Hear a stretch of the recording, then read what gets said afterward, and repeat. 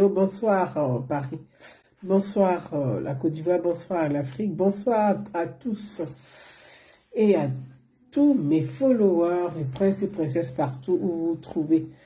C'est la première fois que je fais des vidéos, c'est rare quand même de faire des vidéos à 21h, heure de Paris. Bon, mais si je fais pas cette vidéo maintenant, là, ça va être un peu... je veux traiter l'actualité, donc il est préférable que je fasse la vidéo en même temps. Il est 21h, hein, donc je vais traiter l'actualité, enfin l'actualité. Je veux qu'on puisse écouter un peu, j'ai pas eu le temps de faire les découpages pour pouvoir mettre sur ma page, donc voilà.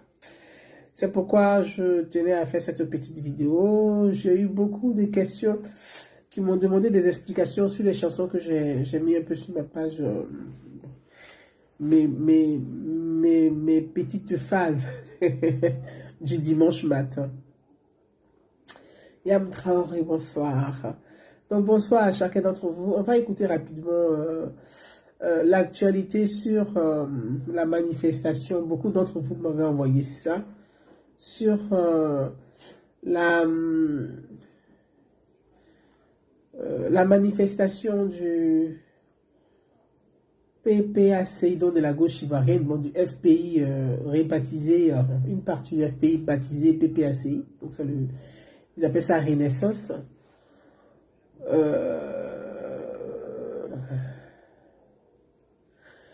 Donc on va écouter un peu, et suite au débat qu'il y a eu sur NCI, on m'a envoyé ça aussi. J'ai vu que mon frère Zasso m'a beaucoup tagué dans ses publications. Je le salue au passage. Merci de m'avoir... parce que j'ai pas eu le temps de suivre le débat. Et donc j'ai essayé d'écouter bout à bout, avancer, écouter pour comprendre un peu le contenu du débat. Mais j'ai trouvé très professionnel. Bon, je le trouve professionnel, donc je tenais d'avoir à le dire sur la chaîne NCI. C'est ça. 360, j'aime beaucoup l'émission du journaliste Dirasuba, qui a une très belle voix, qui a une belle carrure, qui présente bien. Il est intéressant à écouter. C'est une très belle émission de débat. Et puis il est professionnel. Donc il a ce côté pro de savoir maîtriser son plateau, le débat, de distribuer la parole. Il est impartial quand il fait son émission. Ça, vraiment, chapeau à lui. Et puis, c'est une personne très humble. Je profite de lui faire un clin d'œil. On s'est vu très rapidement à l'aéroport d'Abidjan quand je rentrais sur la France. Je l'ai trouvé très, très, très humble. Et ça, c'est quelque chose que j'ai apprécié chez lui. Je le salue, je l'embrasse au passage. J'aime beaucoup son émission. Voilà, je pense que c'est une très très belle émission. Je pense que c'est une des émissions sur NCI que je regarde. Moi, je suis beaucoup l'actualité politique, j'aime les émissions politiques. Et c'est une très belle émission que je regarde sur NCI. Je pense que c'est une des émissions que je regarde sur NCI. Voilà. Pour ne pas faire des jaloux aussi, il y a l'émission des journalistes sur Live TV, je crois. Une émission aussi politique, où il y a le débat politique sur Live TV avec Brice. C'est ça, il s'appelle Brice. L'animateur s'appelle Brice, ou le présentateur s'appelle Brice. J'aime beaucoup son émission aussi. Il est aussi professionnel avec, bon, deux de ses... il est avec Alain Toussaint, avec un autre monsieur, Talc, ou je sais plus comment ils appellent ça.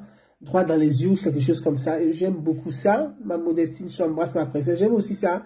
Donc voilà, je critique des émissions de Life Talk. Merci Yam Traoré. J'aime cette émission aussi. Moi, je porte un regard objectif sur les émissions. L'émission qui peut enseigner, qui peut apporter, qui peut éduquer, qui peut orienter la société.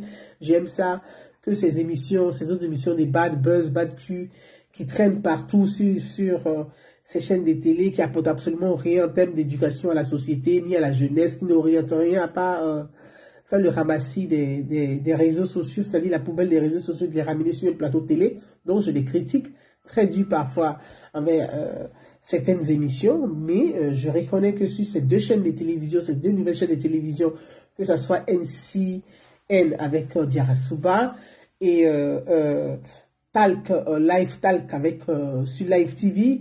Il y a aussi un autre jeune aussi qui est sur un plateau de télé qui est pas mal, je dis qui est pas mal. Donc voilà, mais ça reste que la RTI, c'est notre chaîne d'amour, c'est notre chaîne d'enfance, c'est notre chaîne number one, c'est notre chaîne, voilà, c'est notre patrimoine, c'est notre ADN, c'est notre, voilà. La RTI nous a vu grandir, nous a vu naître, a vu naître nos parents. La RTI, voilà, c'est notre chaîne Mamou, quoi. Voilà, donc j'embrasse ma soeur Abiba Dambélé, que j'embrasse très très fort, plein de bisous. Bon, venons à l'émission. On va écouter ensemble l'émission. Charlie, dans... voilà, on va écouter rapidement. J'ai trouvé le débat parce que c'est Zasso qui a, je tiens à le dire, hein, c'est Zasso qui a vraiment m'a appelé. J'ai pas eu le temps, vous savez, moi je suis comme toute allergie et puis je fais des crises d'asthme à ce moment, donc voilà. Zasso a vraiment insisté, il m'a dit ma soeur, vous n'as pas vu, il faut que tu regardes et tout, il faut regarder. Et donc s'il est là, taguez-le-moi, je vais regarder, j'ai écouté, je veux écouter avec vous parce que j'ai pas eu le temps, je dis, j'ai pas le temps de couper pour mettre sur ma page, donc je vais écouter avec vous, mes amis. On va écouter ensemble rapidement. Il y a à boire, et à manger. Voilà. Okay. Le président du PPACI a également appelé la jeunesse à se battre pour atteindre ses objectifs et réaliser ses rêves. Attendez. Il faut se battre. On n'a rien sans combat. Attendez les amis, on va...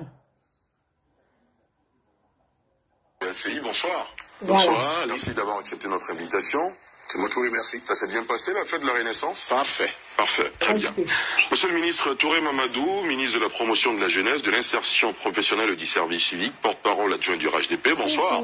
Bonsoir Ali. Merci d'avoir accepté notre invitation. On nous a dit que vous rentrez de voyage. Oui, de Chine. Ça s'est bien passé? Très bien, avec de bonnes nouvelles pour la Côte d'Ivoire. On verra bien. Merci beaucoup d'être là. En tout cas, docteur Bangali Gédéon Ngouran, historien des relations internationales, enseignant-chercheur à l'université Jean-Laurent-Guédé de Daloa. Bonsoir. Bonsoir Ali. Tout va bien, docteur? Merci à toutes. Tout va très bien. Parfait, docteur Arthur Manga, qui avait annoncé dans un gros poisson d'avril qu'il ne serait pas sur ce plateau. Vous l'aurez compris, historien spécialiste en sécurité et défense, enseignant-chercheur à l'université Félix Houphouët-Boigny de Cocody, analyse politique. Bonsoir et bienvenue. Bonsoir, c'est un plaisir d'être là. Plaisir partagé. Jean-Yves Esso, E6, il est analyste en sociologie politique, inspecteur et membre du bureau politique du PDCI-RDA, habitué de ce plateau. Bonsoir Jean-Yves Esso. Bonsoir Elie et chers frères. Merci beaucoup d'avoir accepté notre invitation. Je suis très heureux d'être sur ce plateau. Parfait. Tout le monde est en place, tout va bien dans le meilleur des mondes. Messieurs, vous le savez, la première édition de la fête de la Renaissance est tenue du 30 mars au 1er avril à la place Figayo de Yopougon et au Palais de la Culture de Treichville. Cette célébration 2023 dédiée à la jeunesse a été l'occasion pour le président du PPACI, Laurent Gbagbo, de se prononcer sur l'actualité politique du pays. On en parle avec Mardoché Kouassi, on fait le point, messieurs, juste après. Le Parti des peuples africains de Côte d'Ivoire, PPACI, a célébré du 30 mars au 1er avril la première édition de la fête de la Renaissance. Une célébration marquée d'abord par la fête militante à la place Figayo de Yopougon, où le président du parti a livré un discours pour mobiliser les militants et sympathisants venus nombreux écouter leur leader. La deuxième grande articulation a été la rencontre avec la jeunesse, ivoirienne et panafricaine, à qui cette première édition de la fête de la Renaissance est dédiée. Une rencontre qui a eu lieu au Palais de la Culture à Treichville. Occasion pour Laurent Gbagbo de donner sa vision du panafricanisme. Si les États africains se mettent ensemble, ils vont décider de faire des productions complémentaires. Le panafricanisme, c'est la mise en commun par les États africains de leur capacité pour avancer. Mais on ne comprend le panafricanisme que quand on a des crises. Et les produits de nos industries peuvent être vendus dans les autres pays africains.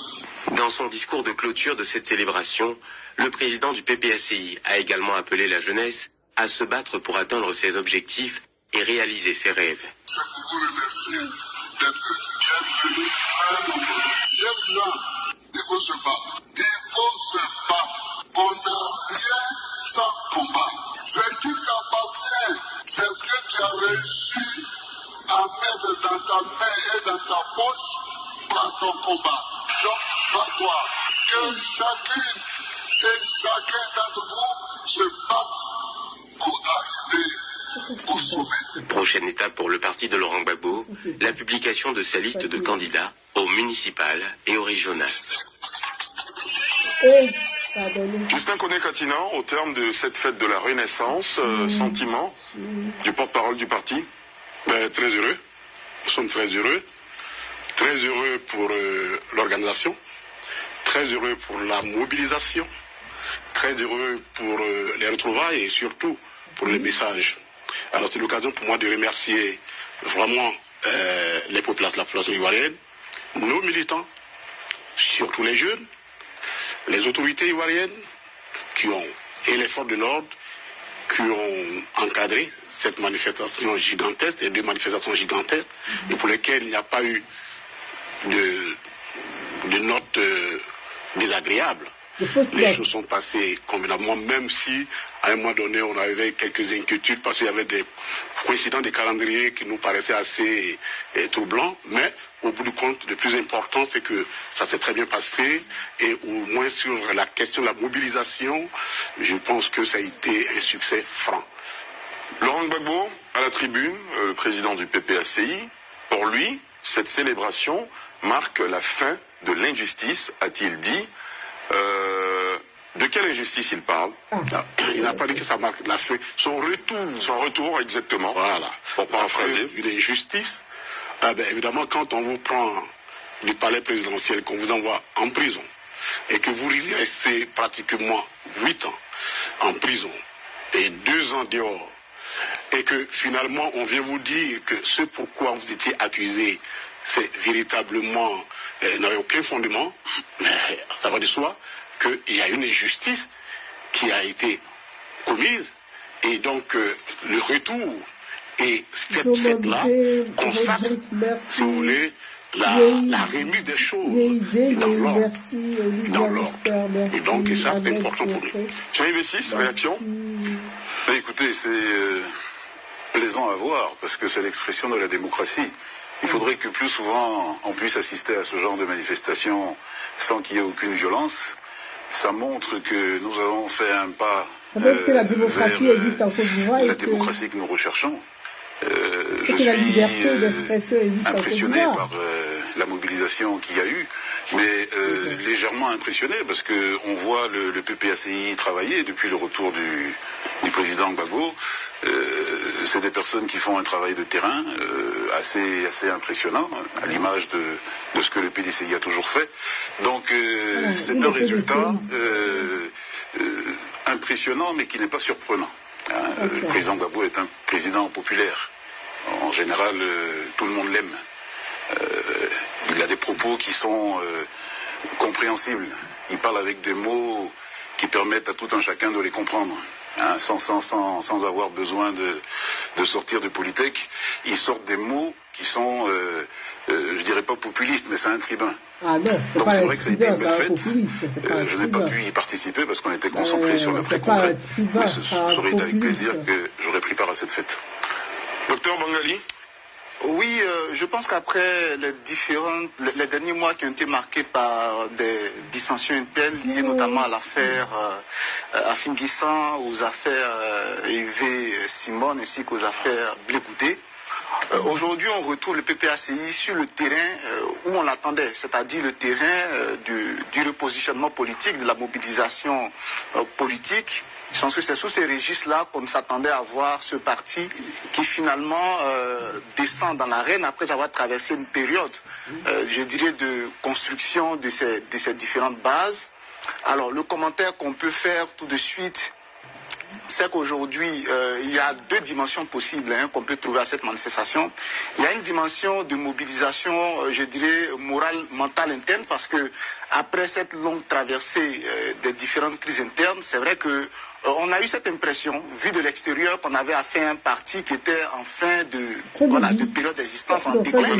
Voilà, donc toutes ces dissensions étaient le signe, mais on se rend compte que finalement, on ne doit pas vite enterrer ce parti, parce qu'il a encore de la ressource, et ils l'ont démontré à travers cette mobilisation. Et puis bon, je pense que le second regard qu'on peut jeter sur cette mobilisation, c'est déjà le fait qu'elle se passe dans une commune qui est réputée être un bastion du FPI, de l'ancien FPI, aujourd'hui branche est devenue le PPACI, bastion dans lequel, je dirais, le RHDP a repris, disons, la mairie un peu par défaut parce qu'ils étaient absents du jeu politique. Donc cette mobilisation aussi annonce pour l'avenir, pour les élections locales qui arrivent, une bataille entre ces deux éléphants politiques. Voilà, donc finalement ce rassemblement est un des signes annonciateurs. Docteur Arthur Banga. Bon, oui, il y a des côtés, il y a des côtés positifs, comme je dis déjà pour Laurent Gbagbo, parler d'injustice. Pour le moral des troupes, c'était intéressant. Après, sur la mobilisation, franchement, je vois rien d'impressionnant pour le PPACI de remplir la place du Gaillot. Je veux dire, il y a des partis moins importants qui remplissent la place du Gaillot. Mais voilà, donc je suis pas surpris. Je suis pas vraiment impressionné. C'est un parti qui a quand même à son époque rempli les stades, rempli la place de la République. Donc avant c'était l'échauffement pour la place de la République. Donc je suppose que comme c'est la première édition, c'est l'échauffement pour une place plus grande. Sentiment d'injustice, mais Renaissance, c'est aussi le symbole de ce que nous disons depuis. En fait, ça consacre la division de la gauche. C'est-à-dire qu'il y a Laurent Gbagbo et puis aucun de ses lieutenants de la gauche est apparu. Aujourd'hui, on est clairement dans cette division totale de la gauche avec Laurent Gbagbo qui a sa part de gauche sans doute la plus grande parce qu'il est le président, l'image incarnée de ça. Et donc Basta finit les relations avec AFI, finit les relations avec le MGC, finit les relations même avec Charles Blé Goudé qui, par politesse, s'est fait représenter au bas niveau. Mais le plus grand raté, c'est le président a parlé de message, mais moi, je ne retiens aucun message, justement, de ces 2 jours de mobilisation. Que vous prenez encore pire, le lendemain, le jeudi, on peut penser que c'est la fête, donc se remobiliser, parler de victoire de l'injustice. Oui, le lendemain, pour les jeunes, je n'ai 0 message. 0 message sur les jeunes, à part battez-vous. Battez-vous, j'ai l'impression que c'est un père qui parle à son enfant, pas un leader politique qui parle à des militants. On a 0 projet, 0 programme, 0 vue sur l'avenir, et donc, du point de vue du message, franchement, je n'ai rien compris, rien entendu de ce message. Peut-être que le porte-parole sur le plateau nous dira quel message on doit retenir, à part battez-vous, qui pour moi n'est pas un message politique. On ne sait rien de ce que le PPACI prend. En attendant qu'il se prononce là-dessus, au cours de la cérémonie, il y a Maître Habiba Touré qui a quand même évoqué un certain nombre de propositions, notamment la création de coordination de jeunes dans les municipalités en vue de recueillir. Ça existe déjà. C'est votre point de vue, mais je rappelle juste, moi je reste dans le fait. Ça existe, il y a les CMJCI, il y a les jeunesses communales qui travaillent déjà. Et puis j'ai entendu que les communes remportées par le PPAC devront recruter des jeunes. Je me demande si on sait un peu le bassin d'emploi que représentent ces communes, mais bon, c'est pas encore ce que vous êtes resté sur votre fin. Du point de vue des messages, totalement. Très bien. Monsieur le ministre Mamadou, oui. Réaction? Écoutez, d'abord sur la forme. Je pense que le PPAC est un parti qui s'organise, qui organise ses activités, qui a son propre agenda. Et donc, je n'ai pas de commentaires à faire donc, sur cette manifestation qui relève donc, des activités du PPAC. Sauf à faire remarquer, comme ça a été dit par mes prédécesseurs, que ça s'est passé dans de bonnes conditions. C'est cela. Donc, en toute sécurité.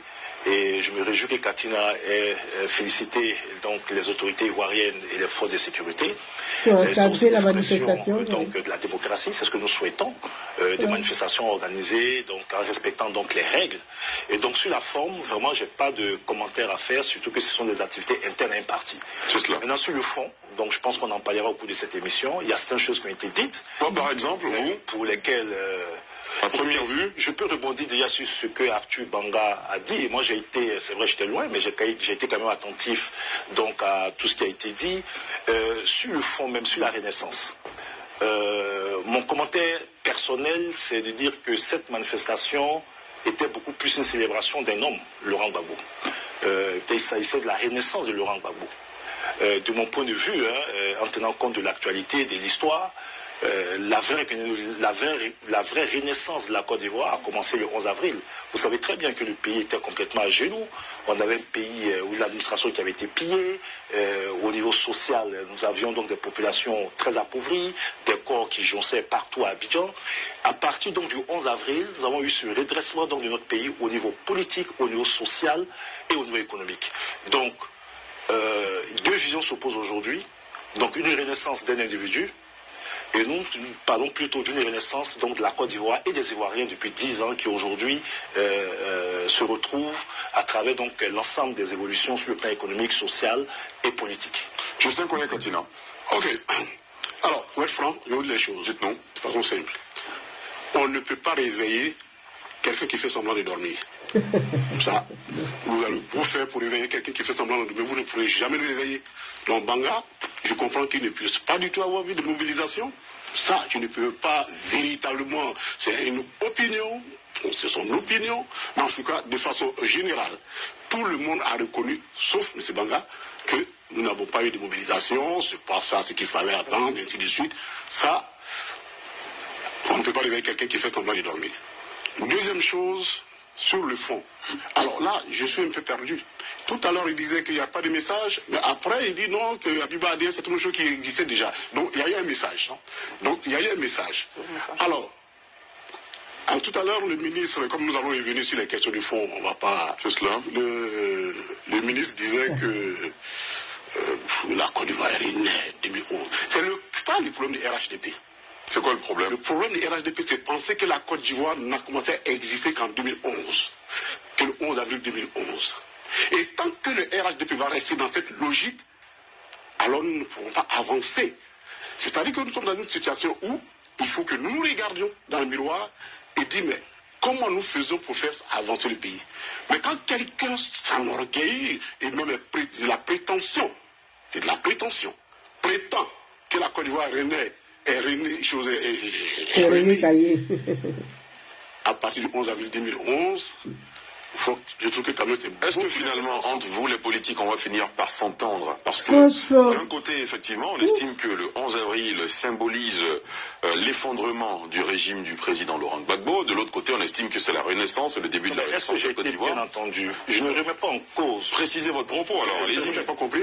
Précisez votre propos. Non, je ne remets pas en cause la renaissance telle que fêtée par le PPAC. Je constate juste que ça a été la célébration d'un homme.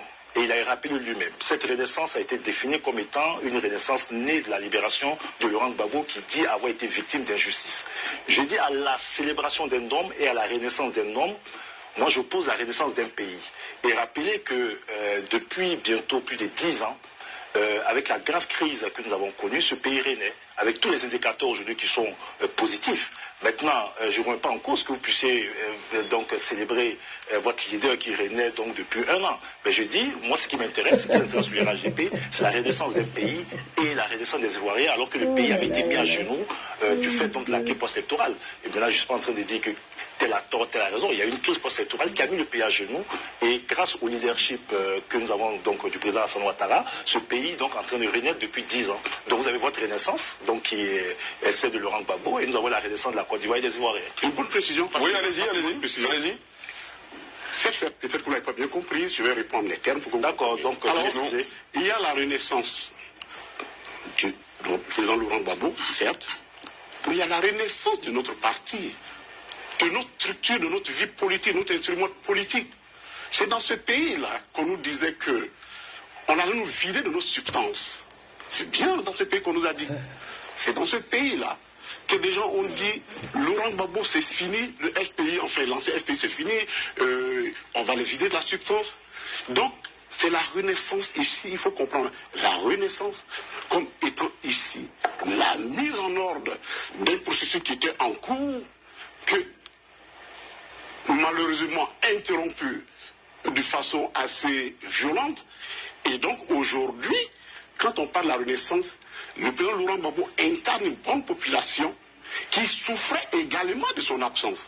Donc quand vous faites seulement une Renaissance, vous l'envoyez à la personne, vous ignorez toute cette population qui se reconnaît exactement en lui et qui était aussi totalement dans le silence et qui souffrait et qui régnait aussi. Donc attention, il ne faut pas le ramener seulement à une seule personne. Je rappelle que le professeur Simplice... Bon, mes amis, j'écoute en même temps que vous parce que comme je l'ai dit, je n'avais pas... J'ai pas suivi, donc je suis en train d'écouter au fur et à mesure avec vous le fond du débat et de la discussion sur le plateau de NCCI, dont je salue l'animateur Dirasuba pour son professionnalisme. Je ne vais pas rentrer dans trop le détail du débat et de la manifestation du PPACI à Figayo, à la place Figayo. Et comme je l'ai dit dans les commentaires, la manifestation, c'est que la manifestation à la place Figayo, on ne peut pas dire le contraire, que c'est pas une manifestation, c'est une manifestation qui a échoué. Ils ont réussi à mobiliser leurs militants, leurs sympathisants, ou comment je peux dire, leurs adhérents. En tout cas, en espérant que tous ceux qu'ils ont mobilisés sont inscrits sur la liste électorale. Ça aussi, c'est une part. Voilà, le problème de fond aussi, il est à ce niveau-là. Est-ce que toutes les personnes qui assistent aux manifestations sont des inscrits sur la liste électorale, sont des votants? Parce que ça aussi, c'est important aussi de le souligner. Mais on ne peut pas nier le fait qu'ils ont réussi leur mobilisation. Ça, il ne faut pas le nier. Il faut qu'on reste pragmatique. Le président du PPACI, l'ex-président Laurent Gbagbo, a dit en ces termes, il demande à la jeunesse de se battre. Il a répété à plusieurs reprises, battez-vous, battez-vous, battez-vous, battez-vous. Et il a martelé ça dans son discours, battez-vous, battez-vous, battez-vous. Bien. Et dans son message à cette jeunesse à laquelle il demande de se battre, il dit, il faut se battre, c'est ce qui est dans ta main, dans ta poche, qui est pour toi. Donc, il faut se battre.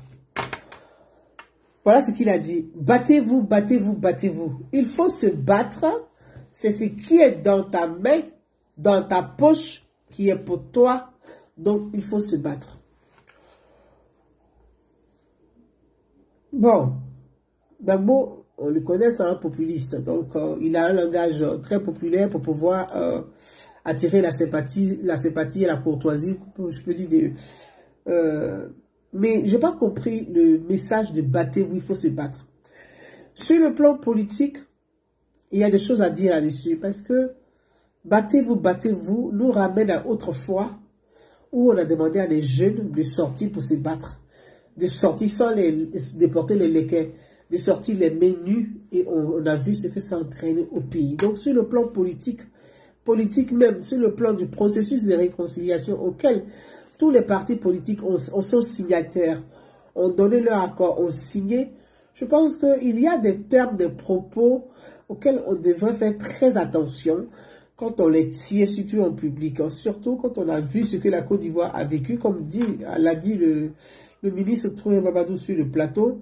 La Côte d'Ivoire renaît aussi, parce que c'est ça le sujet, renaître, renaît aussi, parce que le PPACI avec le Kone Katina, qui est le secrétaire du PPACI, dit une chose, il dit la renaissance, oui c'est vrai, la renaissance de leur leader ou de leur parti politique, ça peut être considéré comme une renaissance. La renaissance, c'est la résurrection. La renaissance, c'est la reconstruction. La renaissance, on peut mettre tout ce qu'on veut dans la renaissance. Mais en même temps, il ne faut pas nier le fait que la Côte d'Ivoire renaît. La Côte d'Ivoire renaît. Parce que la crise que la Côte d'Ivoire a vécue, les crises que la Côte d'Ivoire a vécues, c'est parce qu'à la tête de la Côte d'Ivoire, il y a un homme d'État, le président Alassane Ouattara, avec son leadership, qui a apporté cette reconstruction à la fondation, qui a apporté la renaissance à la Côte d'Ivoire. On peut prendre des exemples très simples sur le continent africain et partout même dans le monde, même en Europe, en Europe de l'Est. On a vu des pays qui ont vécu des crises comme la Côte d'Ivoire et jusqu'aujourd'hui qui ne se sont pas remis, qui ne se sont pas reconstruits, qui ne sont même pas encore qui ne sont pas encore nés, voilà, qui n'ont pas eu cette résurrection que la Côte d'Ivoire a eu, ce miracle que la Côte d'Ivoire a eu. Donc, on peut parler de renaissance pour la Côte d'Ivoire, pour les Ivoiriens, parce que les spécialistes, tous les spécialistes disaient, oh là là, la crise que la Côte d'Ivoire a vécue, il faut 30 ans, il faut 40 ans pour que la Côte d'Ivoire puisse se reconstruire, la Côte d'Ivoire puisse se remettre. Mais en moins de 10 ans, la Côte d'Ivoire s'est remise de ses cendres. Les Ivoiriens ont, tant bien que mal, se sont levés, ont apporté leur pied à l'édifice, à la construction, à la reconstruction de leur pays, avec le leadership du président Alassane Ouattara. On peut le dire haut et fort, oui, la Côte d'Ivoire renaît. Aussi, il y a une reconstruction au niveau de la Côte d'Ivoire. C'est parce que la Côte d'Ivoire, il y a une reconstruction qu'aujourd'hui, Laurent Gbagbo est en Côte d'Ivoire, Charles Blé Goudé est en Côte d'Ivoire, Kone Katina est rentré d'exil du Ghana, Damana Pikas est rentré d'exil du Ghana. Je peux en citer jusqu'à... Voilà, Simone Gbagbo est sortie de prison, elle a été amnistiée. C'est parce qu'il y a une renaissance et qu'aujourd'hui ils sont en Côte d'Ivoire. C'est parce qu'il y a une renaissance que la démocratie marche en Côte d'Ivoire. C'est parce qu'il y a une renaissance que la liberté d'expression existe en Côte d'Ivoire. C'est parce qu'il y a une renaissance que le PPACI, qui était hier qui est une partie du FPI rebaptisée, parce que c'est PPACI, c'est une partie là, une grande partie du FPI qui est rebaptisé PPACI, c'est parce qu'il y a une renaissance qu'aujourd'hui le PPACI existe, que le PPACI s'exprime, que le PPACI organise des manifestations, que des cadres de PPACI aujourd'hui circulent librement en toute sécurité. Oui, c'est parce qu'il y a une renaissance aujourd'hui en Côte d'Ivoire que la sécurité est garantie sur l'étendue du territoire. Et oui, parce qu'il y a une renaissance en Côte d'Ivoire que chaque citoyen est libre de se déplacer, est libre de ses faits et gestes. Oui, parce qu'il y a une renaissance en Côte d'Ivoire. La Côte d'Ivoire est... Voyez donc, on peut la renaissance, oui, la Côte d'Ivoire, on peut le dire fièrement que les Ivoiriens sont nés de nouveau et que la Côte d'Ivoire la Côte d'Ivoire renaît. Elle renaît et elle est sur le chemin de l'émergence. C'est parce qu'il y a une renaissance aujourd'hui que les infrastructures, on voit des grands travaux, des grands chantiers. Donc, vous voyez, on peut vraiment élaborer, partir, continuer la renaissance. C'est beaucoup de choses. Donc, on peut. Je ne voulais pas trop rentrer dans le, comme je l'ai dit, dans les explications ni de ce débat. Mais le côté renaissance, j'ai trouvé tellement fort et intéressant de parler de renaissance, de ne pas limiter la renaissance à des questions de personnes et à des questions d'appareils politiques. La renaissance, c'est aussi spirituel. La renaissance, c'est aussi les Ivoiriens. La renaissance, c'est chacun d'entre vous. La renaissance, c'est vous, c'est moi. Donc, vous voyez, la renaissance a une dimension. Et donc, il ne faut pas que la renaissance soit limitée à une manifestation ou limitée à des partis politiques.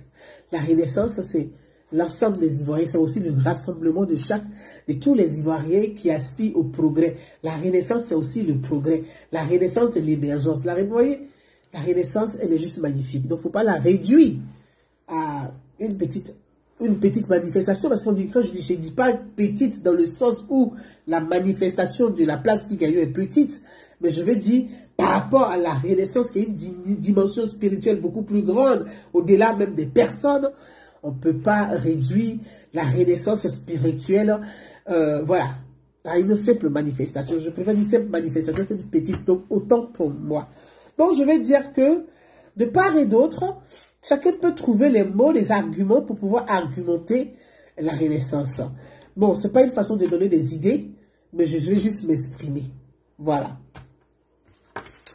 Donc, sur la question de la renaissance, et je n'ai pas compris vraiment, c'est pour ça que je parlais de Laurent Gbagbo quand il a dit « battez-vous, battez-vous, battez-vous ».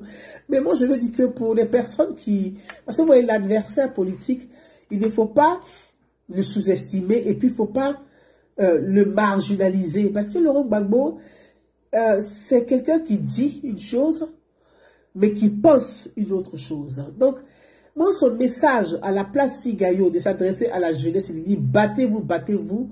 Je pense qu'il faut beaucoup s'interroger sur ces termes-là. Battez-vous, battez-vous, battez-vous, battez-vous, battez-vous. C'est ce qui est dans votre main, dans votre poche, qui est pour vous.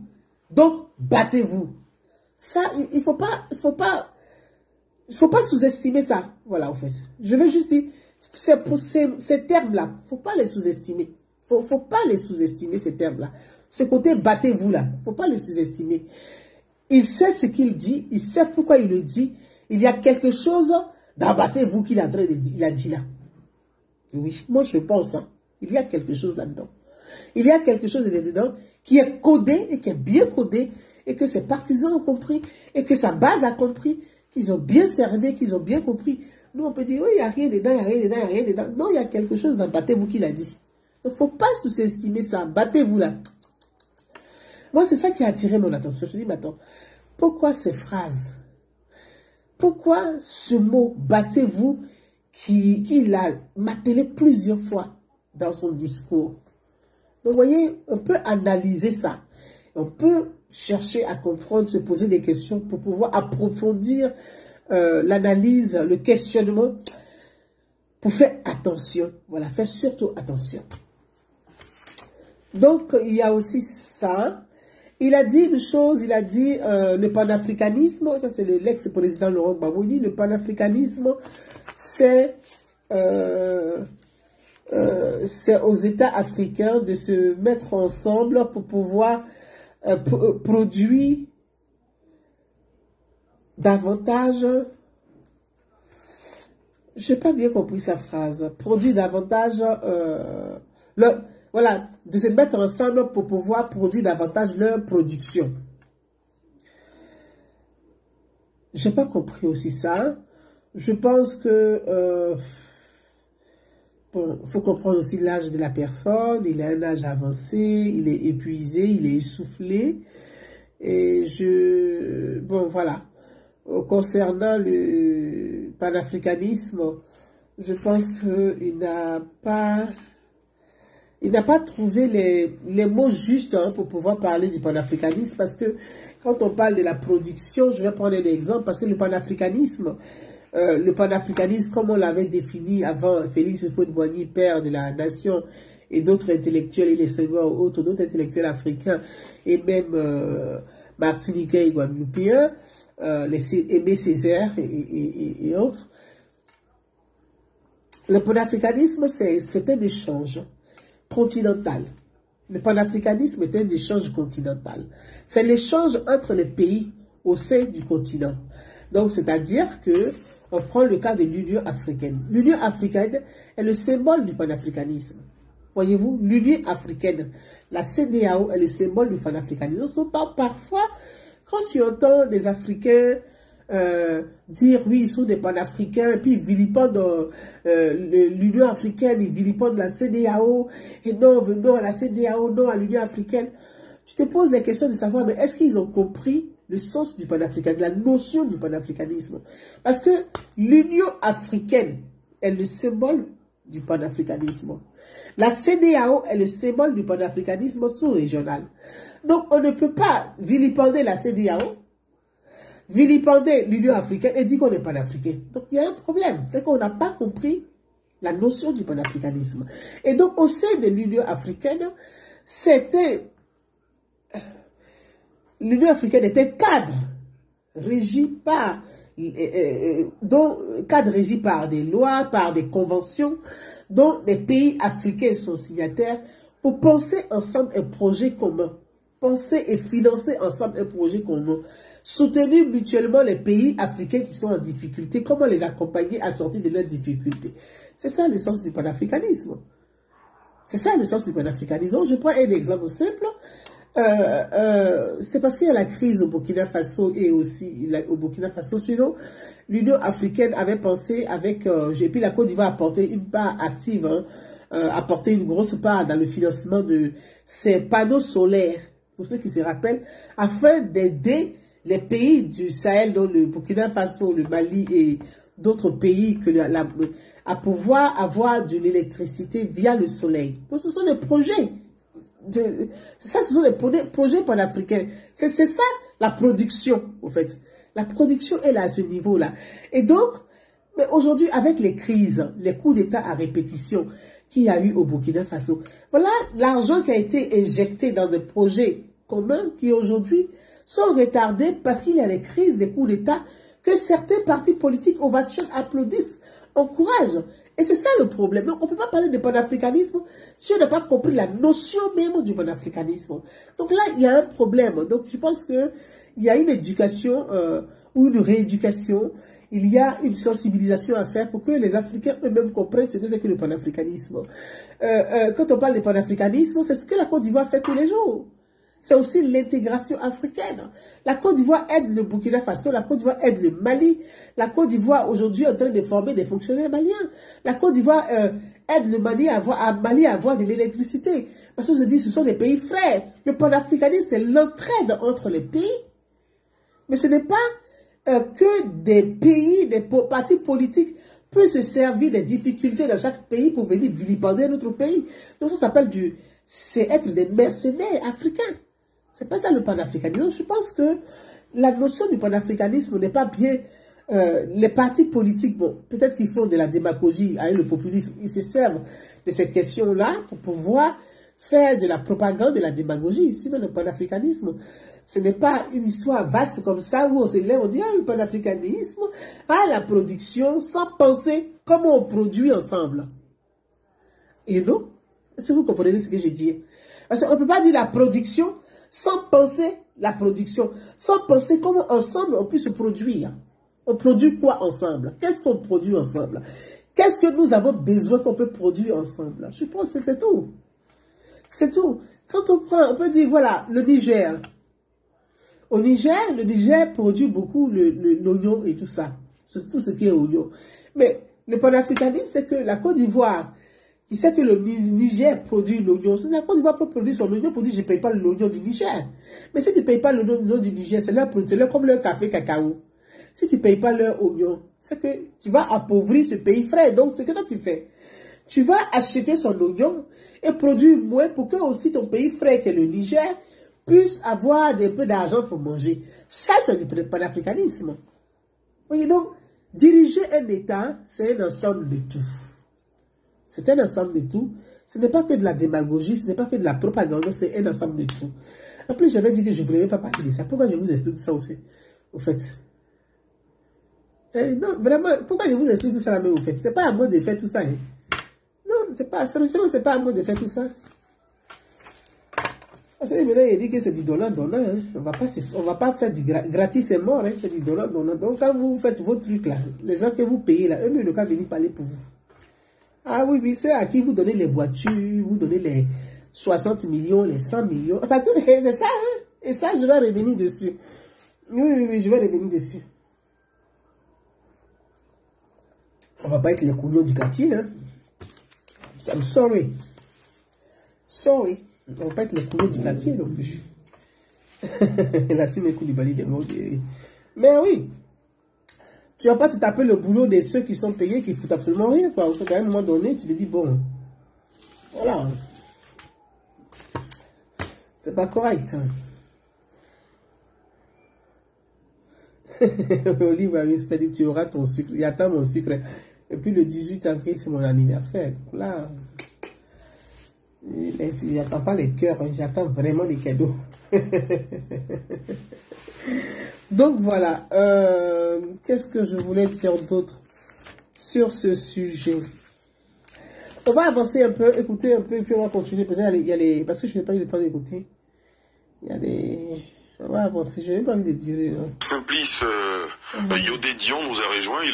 Quand on entend d'un côté le PPACI qui estime que c'est la renaissance de son appareil politique, la renaissance de son leader naturel, et de l'autre côté le RHDP qui estime effectivement que c'est le début de la renaissance de la Côte d'Ivoire, oui, parce qu'il y a eu la chute du régime précédent. Non, pas la chute du régime, le pays a été mis à genoux. Le pays a été mis à genoux, comme vous l'avez développé tout à l'heure. C'est cela. Comment vous réagissez, vous, qui n'êtes pas politique? Disons que les mots sont polysémiques, c'est-à-dire que le même mot peut avoir en fonction du contexte d'application. On va avancer, parce que... 14 millions de nos jeunes, 14 millions des emplois. C'est pas vous qui posez la question. Parce que c'est vous qui êtes bloqué. Quand, par exemple, le président Laurent Gbagbo dit dans son discours que comme nous avons fait avec les femmes, mobiliser, M. Kadi. Mais vous ne revenez pas en arrière, Arthur Banga. Bon, très rapidement, allez-y. Je n'ai pas dit qu'on n'est pas mobilisé, je dis que je ne suis pas impressionné parce que vous avez déjà fait mieux. Parce que moi, le PPACI... Non, c'est pas ce que vous avez dit. Mais attends, c'est moi qui ai parlé. Non, mais vous l'avez parlé, j'ai entendu. Vous avez dit ceci, vous savez, s'il vous plaît, qu'il y a les plus petits partis politiques qui ont déjà fait la place des choses. Donc, vous avez fait le relativisme. Non, ne me dites pas que le relativisme, c'est juste être impressionné parce que... Arthur, visiblement, vous ne vous êtes pas compris. Je répète mon propos parce que j'étais très clair, en fait, il est bloqué, donc je vais le débloquer. C'est juste que, monsieur, comprenez que je n'ai pas dit que vous n'avez pas mobilisé. Je dis que cette mobilisation, je ne vois pas pourquoi le PPACI va m'impressionner parce qu'ils ont mobilisé à la place Figayo. La deuxième chose que je dis sur les messages, je répète, 0 message. La preuve, si ça pouvait nous répéter ce qui est déjà dit après avoir écouté la jeunesse. Par qui? Mais je dis, Madame Habiba a répété ce qui est déjà fait. Oui. Parler de jeunesse communale alors qu'il y a le CNJCI, il y a la FEMIGECI, il y a tout cela qui travaille. C'est répéter ce qui est dit. Donc pour moi, c'est pas un message. Dites-moi quel est le message. À part battez-vous comme un père qui parle à son enfant. Alors vous avez terminé? Allez-y. Vous n'avez pas de message. Non, vous êtes Arthur, vous avez terminé, on le laisse terminer. Parce que vous êtes bloqué. Ce n'est pas parce que quelqu'un a dit que l'autre ne peut pas réfléchir de la même façon sur la même question. Mais n'importe rien. S'il vous plaît, attention. Arthur Banga, attention. Vous avez lu les textes. Arthur Banga, c'est pas vous qui posez les questions. Parce que c'est vous qui êtes bloqué. Quand, par exemple, le président Laurent Gbagbo dit dans son discours que comme nous avons fait avec les femmes un quota des femmes dans les conseils généraux, qu'il faut un quota des jeunes, dites-moi, ce n'est pas un message ça? C'est vous qui l'avez fait? Mais je suis en train de parler. Arthur, s'il vous plaît. Non, mais vous n'avez pas Arthur Banga. La loi qui. Arthur Banga. Depuis des jeunes, des femmes. Mais c'est un collègue Kassina, s'il vous plaît. Arthur Banga. Oui, bien sûr, vous allez intervenir tout à l'heure. Arthur Banga. Mais c'est faux. Non, mais c'est pas faux, c'est vous qui avez. Vous attendez votre temps de parole, on est d'accord? Non, mais vous attendez votre temps de parole. Quand il finit, vous intervenez. Non, mais il ne faut pas l'interrompre. Mais il m'interrompt d'abord. Non, mais pas du tout. Non, je veille à cela, s'il vous plaît. Troisième fois. Non, s'il vous plaît. Il y a des expressions en débat. Il faut éviter. On est d'accord. On va rester courtois. Je ne souhaite pas du tout ce genre de mots. Vous êtes bloqué. D'accord. Très bien. Arthur Banga, attention. Laissez-moi vous donner la parole. L'expression française est dangereuse et sachez l'employer. D'accord. C'est parce que c'est vous qui êtes bloqué. On a commencé avec dans une bonne atmosphère, un débat pour que les Ivoiriens puissent tirer quelque chose de ces échanges d'idées, parce que c'est le fondement de cette émission. Donc on va reprendre la bonne marche comme on l'avait commencé. Oui, monsieur le ministre, très rapidement. Alors, je vais essayer quand même de faire quelques précisions. Il a parlé de chronologie. Laurent Gbagbo aurait parlé le 10 décembre, le président Ouattara aurait fait son discours donc le 31 décembre. Mais si vous prenez le discours du chef de l'État, le 31 décembre 2021, déjà il avait défini 3 priorités au niveau du gouvernement. La lutte contre la corruption, l'insertion professionnelle donc des jeunes, la formation professionnelle technique donc des jeunes. La thématique de la jeunesse a toujours été au cœur des priorités du gouvernement depuis que le président Ouattara est là. Dédier une année donc à la jeunesse, ça se fait partout, une année thématique. Il s'agit non seulement donc de continuer ce qui est fait, mais de l'amplifier. Donc cette année, en plus de tout ce qui a été fait ces 10 dernières années donc en faveur des jeunes, il s'agit donc pour le gouvernement de sortir un programme d'amplification de nos efforts en faveur des jeunes. Et j'espère que le 3e sujet à l'ordre du jour, on en parlera évidemment. Alors, là où je rejoins un peu Arthur Banga, en fait, vous faites comme si la Côte d'Ivoire, vous le dites, renaît maintenant, selon vous, comme si la Côte d'Ivoire n'avait pas existé. Monsieur, en Côte d'Ivoire, nous avons les jeunesses communales. En Côte d'Ivoire, nous avons le Conseil national des jeunes. Même si Laurent Gbagbo veut faire des propositions, ces propositions doivent tenir compte de l'existant, qui peut être amélioré. Mais on ne fait pas des propositions comme si ça n'existait pas. Vous parlez de quotas. Est-ce que vous savez qu'en décembre 2022, le gouvernement a adopté une loi en Conseil des ministres qui va passer au Parlement. Cette loi qui garantit la participation des jeunes aux processus de prise de décision et qui garantit la participation des jeunes aux assemblées élues. Donc vous soulevez des préoccupations qui ont été déjà traitées. Donc c'est pour ça que certains observateurs ici estiment que vous êtes dans une logique de copie de ce que le gouvernement fait. Non, alors là, oui, justement, oui, bien sûr. Monsieur le ministre, oui, voyez-vous, quand on a décidé de faire la politique, en faisant la politique, faisons en sorte que ceux qui nous regardent aient envie de faire la politique. Je répète que lorsque un président de la République dit pendant 5 ans, je place l'action des jeunes au cœur de mon action gouvernementale, et que 5 ans après, sans avoir expliqué le bilan qui a été fait de ce qu'il avait promis, et qu'ils viennent dire aux mêmes Ivoiriens, aux mêmes jeunes, s'il vous plaît, je fais de l'année 2023 une année. Il me dit cette thématique. Ok. Mais chaque thème en politique a une portée. Chaque thème a une portée. Moi qui suis un observateur, je me rends, je dis, attends, qu'est-ce qui se passe pour que subitement, en 2023, l'année 2023 soit déclarée une année des jeunes, là où pratiquement un mandat avait été, parce que c'est vous... Oui, mais je vais vous expliquer. Vous n'étiez pas là-bas, non, je peux... Non, on laisse terminer, puis je vous donne la parole. Pour nous, la question fondamentale est là. Mais pourquoi je dis, ne parlons pas de mimétisme. Ok. D'accord. Il y a toujours une idée, et devant une idée, beaucoup, on ne change pas la roue, on améliore la roue. D'accord. Donc ce sont des idées d'amélioration. Non. Il y a des idées qui existent, s'il vous plaît, et nous constatons qu'il y a énormément de défaillances, parce que nous nous disons, mais attendez là, regardons la situation de la Côte d'Ivoire. Quel est ce pays qui subitement dit, je travaille pour les jeunes, je veux travailler pour les jeunes, et puis ben voilà, Alors, vous allez intervenir tout à l'heure. Vous parlerez. Il n'y a aucun problème. Donc, vous trouvez nos jeunes en train de mourir dans la mer.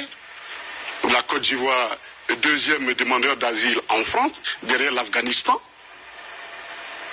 Depuis 2011, tout le monde s'interroge. On arrive, les tendances de suicide sont énormes. Donc forcément, un politique s'interroge. Est-ce que finalement, les méthodes que nous sommes en train de faire sont les meilleures? Et c'est en cela où le président Laurent Gbagbo revient et dit, je constate un certain nombre de choses. Ces jeunes, non seulement se sont battus pour moi, ils ont effectivement travaillé pour moi, mais je constate qu'en plus, ils sont encore dans une situation. Parce que quand ils voient les jeunes nénettes, là, ils offrent les Range Rover, ils donnent ça aux filles. Ah, non, qui souffrent là. Et du coup, tu fais du panafricanisme, ma grande soeur. Tu attends ton cadeau d'anniversaire, ça sera en échange. Tu es une brave femme, tu mérites une Range Rover de la part du ministre de la Jeunesse, Touré Mamadou. Monsieur le ministre Touré Mamadou, on dit que pour mon anniversaire, vous devez m'offrir une Range Rover. Donc vraiment, j'attends. Avec... Bah écoute, j'espère qu'il entendra ton message. En tout cas, avec plaisir. Avec grand plaisir. Donc j'espère... Ils sont encore dans une situation de désolation. Peut-être qu'on a initié beaucoup de trucs, de solutions. Peut-être que ce pas les bonnes solutions. Regardons et interrogeons les jeunes pour savoir ce qu'ils veulent. Donc, que quelqu'un ait déjà fait ça, c'est pas un problème. Interrogeons les jeunes et pour que qu'est-ce qu'ils vont faire. Et par rapport à ça, il fait sortir des propositions pour essayer de gérer cette situation. Parce qu'en fait, nous sommes devant une jeunesse qui est dans le désespoir. Et ça, c'est la responsabilité, quelles que soient nos opinions politiques différentes, bien sûr, de trouver la formule pour leur donner l'espoir. Absolument. Allez, réaction. Non, ministre Mamadou. Ce sujet aurait été débattu dans le troisième thème, mais comme il veut qu'on débatte maintenant, il n'y a aucun problème. Alors, ce qu'il dit en substance, c'est que... Oui, allez-y. Si vous avez déjà compris son propos, allez-y. En 2011, lorsque le président Alassane Ouattara arrivait donc à la tête de ce pays, quelle était la situation des jeunes? Vous aviez, entre 2000 et 2010... près de 400 000 jeunes chaque année qui arrivaient sur le marché du travail sans perspective, avec un stock de près de 4 millions de jeunes dont nous avons hérité, du fait de l'échec des politiques que vous avez mis en place. Lorsque le président Ouattara arrive, donc vu l'ampleur, le défi, le premier mandat a été dédié donc à la jeunesse, avec des réformes importantes qui ont été entreprises, des actions importantes qui ont été entreprises, réforme de notre système d'éducation. Vous savez qu'aujourd'hui, près du quart de notre budget part dans le secteur éducation. Oh, c'est pas le... Laissez-moi terminer. Je ne vous ai pas Est-ce que je parle au bout? Non, bien sûr. Allez-y au bout. Ensuite, notre système de formation professionnelle. Des programmes spéciaux ont été mis en place.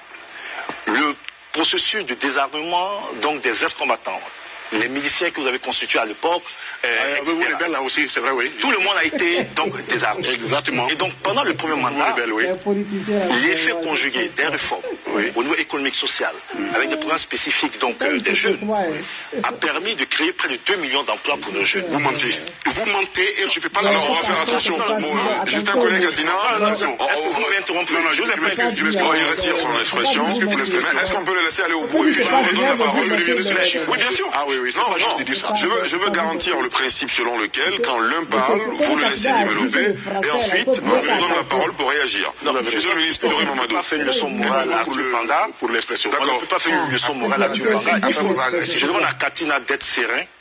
Nous sommes dans un débat et on s'écoute. Donc, bien sûr, je crois qu'on s'est bien compris. L'état de la jeunesse en 2011 était donc désastreux. Et c'est ce que je vais expliquer. Donc il y a eu pendant les 5 premières années du président Ouattara, avec l'embellie économique, des emplois qui ont été créés donc, pour les jeunes. Et cette perspective a continué. Que le chef de l'État décide en 2023 de dédier l'année à la jeunesse ne remet pas en cause les avancées que nous avons connues dans ces dernières années. Mais regardez plutôt les défis qui se posent à nous. Dans un pays de 30 millions d'habitants, vous avez 22 millions qui ont moins de 35 ans. 14 millions de nos jeunes, 14 millions de personnes qui sont donc des populations actives sont essentiellement donc des jeunes à qui donc il faut donner des cadres donc de formation, à qui il faut trouver donc de l'emploi. Donc en dépit des 2 millions d'emplois qui ont été créés, lorsqu'il y a la perspective de jeunes qui sont encore en attente, nous disons qu'il y a encore des efforts supplémentaires à faire et c'est ce que nous sommes en train de faire. Et d'ailleurs nous sommes preneurs donc des propositions que vous allez faire.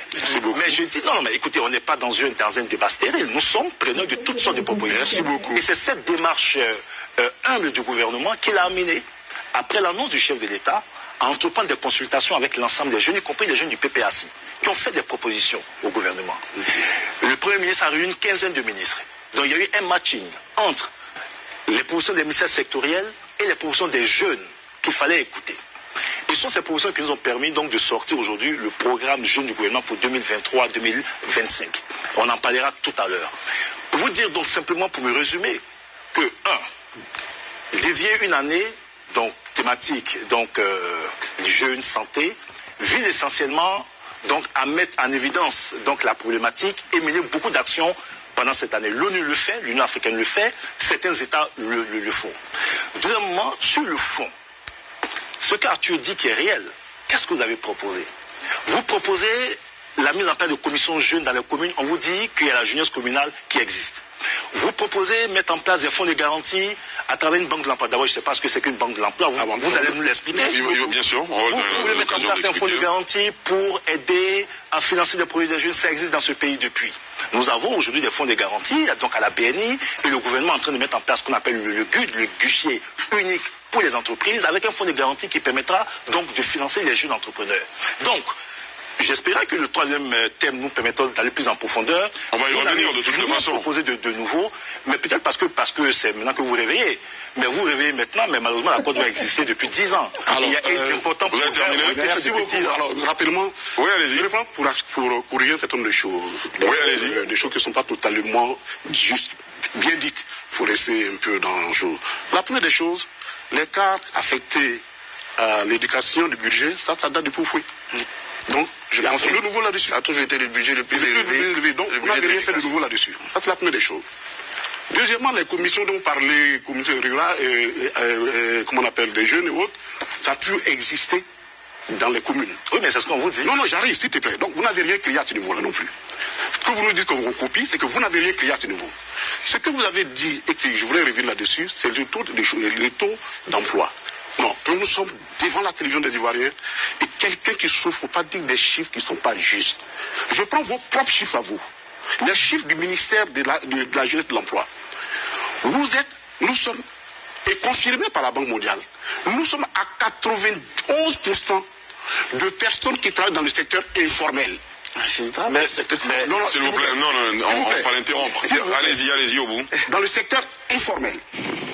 Et sans ce taux, que vous dites que vous n'avez rien fait de plus, c'est pratiquement ce taux que la Côte d'Ivoire, c'est plutôt la fourchette, et vous avez même creusé, parce que dans les années 90, même jusqu'en 2011, juste en 2001-2002, le taux du secteur informel en Côte d'Ivoire, c'est autour de 60-65%. Non, 60-65%. Vous allez réagir, ouais. Vous êtes à 90% du taux du secteur informel. C'est-à-dire que quoi? Que vous êtes dans une situation, vous créez une situation de misère et qui fait que les gens vivent dans ils font de l'économie de survie. Et c'est ça où vous allez les appeler. Je ne peux pas le laisser. Vous les laisser dire ça. Mais vous allez réagir, monsieur le ministre.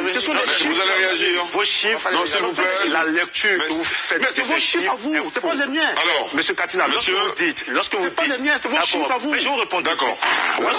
D'accord. Réagissez aux chiffres. Si vous estimez qu'ils ne sont pas bons. On parle de 2 millions d'emplois créés. Oui. Ces emplois donc sont partagés aussi bien au niveau du secteur formel que du secteur informel. Ah non, non. Alors lorsque vous dites, non mais écoutez, laissez-moi m'exprimer. Messieurs tous les deux. Allez-y. Arthur, vous allez intervenir, soyez patient, s'il vous plaît. Lorsque vous dites qu'il y a 91% de travailleurs au niveau d'un secteur informel, donc vous reconnaissez qu'il y a des travailleurs, même si ce sont... Non, monsieur, nous je vous rappelle les travailleurs. Attendez, je vais vous expliquer pourquoi je pas besoin d'accord, on le laisse terminer, on vous donne la parole pour expliquer. Allez-y, Touré Mamadou. Je vais vous expliquer pourquoi. Je veux que Katina me laisse m'exprimer. Bien sûr, allez-y. Vous avez la parole là maintenant, allez-y. Vous avez 91% de travailleurs. Alors, je vais vous rappeler que le chiffre était de 93% et que nous avons baissé le taux de travailleurs dans le niveau du secteur informel pour quitter 93% à 91%. Maintenant, pour nous, ça reste un défi. Aujourd'hui, le gouvernement est en train de mettre en place un mécanisme de formalisation de toutes ces entités qui sont dans le niveau du secteur informel. Quand vous dites que toutes les entités jeunes existaient, M. Katina, le Conseil national des jeunes n'existait pas sous Laurent Gbagbo, n'existait pas sous le PDC. Non, mais écoutez, laissez-moi parler. Il ne sont que des noms que vous avez envoyés. Non, mais je ne sais pas des noms. Aujourd'hui, nous avons... Permettez qu'il termine avant de réagir, s'il vous plaît, pour ne pas l'interrompre. Nous avons un Conseil national de jeunes qui existe depuis que le président Ouattara est là, avec un président qui s'appelle Diabaté. Nous avons des conseils départementaux de jeunes qui existent. Et si vous faites le tour de vos différentes régions, vous verrez. Nous avons une jeunesse communale. Et je peux vous dire même que lorsque nous avons hérité de la jeunesse communale, c'est une structure à 3 têtes. Aujourd'hui, un processus démocratique a été initié au sein de toutes les organisations de jeunesse qui sont moins politisées aujourd'hui. Nous avons une jeunesse communale qui fonctionne. Donc si vous faites des propositions, ces propositions doivent apporter une plus-value. Mais si ça peut venir dire des choses qui existent, c'est pour ça que vous êtes interpellés. C'est ce que vous faites. Voilà. Alors, d'accord, termine. Alors, messieurs, je vais vous donner la parole tout de suite. Je vais faire la précision suivante. Après ce tour entre vous deux, finalement, si on continue là-dessus, on va terminer l'émission. Vous donner la parole à tous les deux, alors qu'on a d'autres intervenants qui sont là. Réagissez sur les chiffres. Vous voulez réagir tout à l'heure. Voyez-vous, tout à l'heure, nous allons revenir sur les chiffres pour que vous compreniez pourquoi, en tant que financier, je ne peux pas accepter. Quand vous dites ces choses, j'ai un peu froid dans le dos. Quand on me dit non, nous sommes à 91% ça veut dire que les gens travaillent. Non. Vous savez, une économie, c'est une articulation parfaite. Non, ne prenez pas de s'il vous plaît, non, j'en arrive. Je vous explique pourquoi je dis, on ne peut pas, c'est pas juste de dire que quelqu'un qui sort de sa maîtrise, et que bon, parce qu'il n'a pas de vision, il va prendre un portable, s'asseoir devant un truc, et il fait des appels, on appelle le lendemain, on dit non, j'ai créé de l'emploi. Mais quand vous dites que vous avez créé de l'emploi pour celui-là, moi en tant que financier, qu'est-ce que je regarde? Je dis, mais quel est l'impact de cet emploi-là sur l'économie de façon globale? Quel est l'impact de cet emploi sur l'économie? Rien du tout. C'est pourquoi je vous dis que tant que nous allons rester dans vos calculs, vos estimations, rien du tout. Non, mais écoutez, je t'explique. Non, laisse-moi aller jusqu'au bout. Rien du tout. Pourquoi? Parce que voici quelqu'un qui ne participe nullement du tout, vous ne pouvez pas le prélever d'impôt. Vous ne pouvez pas prélever d'impôt. C'est pourquoi vous avez le taux la pression fiscale la plus faible d'Afrique. Vous avez le taux d'impôt le plus faible d'Afrique. Vous savez pourquoi? Parce que justement, vous avez créé cette bulle de choses autour du thème, bon, on a payé thème, on ici, et ainsi de suite. Et il n'y a aucun impact. C'est pourquoi les choses avant... Je vais dire aux financiers du PPACI qui manifestement est de mauvaise foi que le taux d'informalité de l'emploi n'est pas une situation spécifique à la Côte d'Ivoire. C'est la plupart des pays africains. Quand vous regardez les indicateurs aujourd'hui, la plupart des pays africains ont un taux d'informalité de l'emploi. Vous faites quoi alors? Qui aussi, mais je vais vous dire ce qu'on fait. Je vais dire ce qu'on fait. Qui aussi entre 70 et 90%. Vous avez changé alors. Oui, mais je vous ai dit que lorsque vous étiez aux affaires, nous étions à plus de 93%. Jamais. Mais si. Jamais. Moi, je peux vous donner, j'ai dit, nous étions à plus de 93%. Pas du tout. Et donc, aujourd'hui, visiblement, vous n'allez pas vous entendre sur cette question. Non, mais je termine. Aujourd'hui, non seulement Soto a été ramené à 91%, mais nous estimons qu'il est élevé. C'est pour ça que le gouvernement, quand vous demandez qu'est-ce qu'on fait, le gouvernement a pris des initiatives. Nous avons créé le statut de l'entreprise avec une taxation unique de 2,5%, justement pour encourager toutes ces entreprises-là à se formaliser. Non, alors, mais si, je vous le dis, non, mais si. C'est une mauvaise approche. Bon, alors, monsieur. Déjà, ça a été fait. Quand on parlait de taux d'imposition, rassurez-vous, s'il vous plaît. Ça a été fait par déjà, en 90, Henri Konan-Bédié, on a payé le système de taxation des petites et moyennes entreprises. Donc, vous n'avez rien créé à ce niveau-là. Les personnes qui racontent. Non, alors, monsieur, je vous parle, monsieur, ils sont réels. D'accord. Vous n'avez rien créé à ce niveau. Non, vous faites du coq à l'âne. Vous faites du coq à l'âne. En train de vous expliquer. Monsieur, vous n'allez pas parler ensemble tous les deux, s'il vous plaît. Juste me faire le silence, s'il vous plaît. Alors, Laurent Gbagbo a également indiqué qu'il a été acquitté à la CPI, donc on doit rechercher le coupable ailleurs. Que vous inspire cette déclaration de Laurent Gbagbo? Alors, d'abord, docteur je vais mettre pause rapidement ici. Voilà, je vais mettre pause ici. Et puis, je vais vous expliquer un peu le secteur informel. Alors, le secteur informel, ce sont on va prendre un exemple simple, les femmes qui vendent les bouffes loto sur la route, qui font du déguet sur la route, qui font du clé sur la route. Ce sont les vendeurs ambulants, ceux qui font du choukouya, du poisson braisé, les femmes qui font du poulet braisé, les femmes qui font du kejonou, les femmes qui font du claclo, qui font de la loco, qui font placali avec plara, des femmes, des vendeuses. Vous voyez, Charles le Dosso, comment tu vas? Tu as vu ton frère Tagbana Katina. Ce sont mes Djodjé, il a fait comme ça, je ne peux pas trop crier. Et donc, ce sont les secteurs informels. Et ces secteurs informels, si vous voulez, c'est que c'est pas structuré. Et ce qui fait que l'économie, c'est-à-dire que les impôts, les taxes échappent à l'État. Les taxes des secteurs informels échappent à l'État. En France, je prends un exemple ici, en France, pour nous qui vivons en Europe, on ne peut pas s'élever comme ça pour aller vendre sur la route. Tu vois, avant d'aller vendre, avant de devenir commerçant, toi, tu dois créer d'abord, tu dois te déclarer, tu dois respecter, tu dois être inscrit au niveau de la chambre de commerce, et ainsi de suite. Fais tous les documents, être en règle avant d'aller t'installer, avant d'aller vendre. Donc, tout est... C'est qu'il y a une traçabilité et puis on sait que tu vas payer tes impôts, tu vas payer tes TVA, tu vas payer ceci. Mais en Afrique, le secteur informel, parfois, ce sont des personnes qui gagnent plus d'argent même que des fonctionnaires, que des hauts fonctionnaires, mais ce n'est pas déclaré. Et l'argent échappe à l'État. Ça, c'est un. De deux, généralement, ils n'ont pas de compte bancaire. L'argent est gardé dans les maisons. Alors que cet argent, si c'est sur un compte, ça peut travailler aussi pour accompagner l'État, aider l'État à... Voilà, il y a plein de choses derrière. Moi, je ne suis pas économiste, je ne pourrais pas vous expliquer tout ça, mais j'ai participé à une conférence sur 2 jours, non, sur 3 jours, annuelle des directeurs des impôts africains et français et européens à Dauphine. J'ai eu la chance d'y participer. Et sur 3 jours, beaucoup de directeurs des impôts, des inspecteurs des impôts de beaucoup de pays africains, la Côte d'Ivoire, la Guinée, le Congo, le Cameroun, mais beaucoup de pays africains, en tout cas francophones, étaient présents à cette conférence et j'ai participé à la conférence et vraiment c'était très intéressant. C'est ça que tu comprends. Et donc, le problème de pouvoir organiser le secteur informel fait partie des gros projets. Ça fait partie même que ce soit au niveau international qu'au niveau national, l'Union africaine, la CEDEAO, mais vraiment ce sont des projets qui font partie. Bref, je ne suis pas économiste, donc je ne peux pas vous donner plus de détails sur ça. Donc, quand je veux répondre, vraiment, je ne voulais pas trop aller dans les détails comme je vous l'ai dit, mais je pense que quand Kone Katina parle du secteur informel, je pense que quelque part, il y a...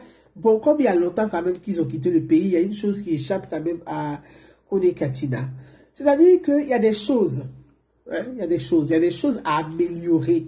Seulement que l'opposition ne sait pas se servir de ces questions-là. Ils font tellement de démagogie qu'ils se perdent eux-mêmes dans le jeu. En fait, c'est ça la question. La Côte d'Ivoire, il y a eu plusieurs réformes. Il y a eu des réformes sociales. Je prends le cas de l'entrepreneuriat des jeunes. On peut apporter des critiques objectives. Et puis, c'est une chose d'avoir en face de lui le ministre de la Jeunesse en charge de ces questions-là. Mais si vous sortez de ces questions que vous devez poser, que vous rentrez dans la démagogie, à nier l'évidence, à nier les réalités, à nier les réformes qui ont été menées par le gouvernement, vous vous perdez dans le débat. En fait, c'est ça le problème.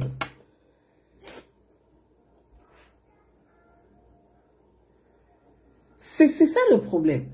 Parce qu'il y a eu des réformes qui ont été menées. Aujourd'hui, en Côte d'Ivoire, les gens peuvent créer CPC, c'est ça? On dit CPC, c'est ça?